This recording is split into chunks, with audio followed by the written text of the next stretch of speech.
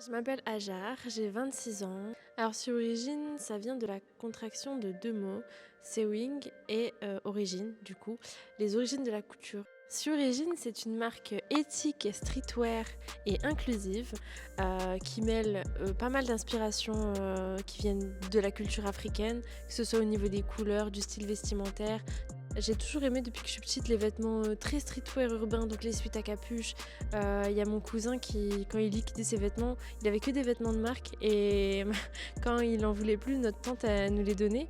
Du coup, j'avais des cargos, j'avais des sweatshirts, j'avais des vêtements G-Star, etc.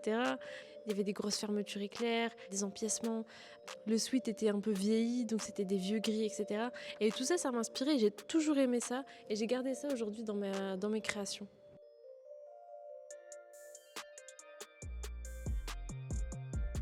Ça fait 3 ans maintenant que j'ai créé ma marque de vêtements.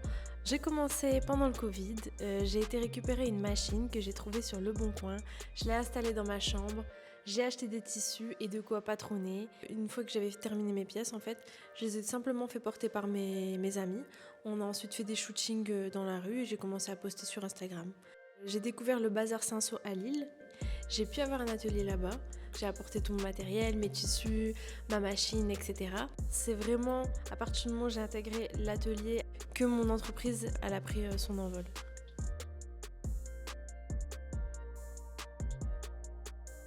Je m'inspire pas mal de créateurs comme Rick Owens, Yohji Yamamoto ou alors Kanye West. J'aime bien aussi l'utilisation des matières qu'ils utilisent parce que moi aussi j'utilise pas mal de matières comme du cuir, comme de la maille, du lycra aussi. Donc vraiment tous des tissus qui ont une texture particulière, un travail particulier. Je pense que ça apporte beaucoup de corps à un vêtement et c'est ça qui m'interpelle quand je vois un tissu en fait.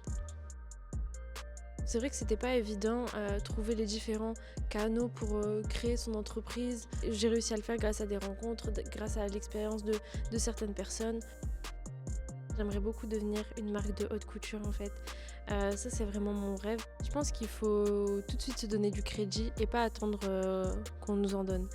Même si on se sent pas légitime, même si on n'est pas légitime, à partir du moment où tu dégages une énergie positive, que tu es bienveillant, les choses elles viennent à toi naturellement et on peut construire quelque chose de solide là-dessus.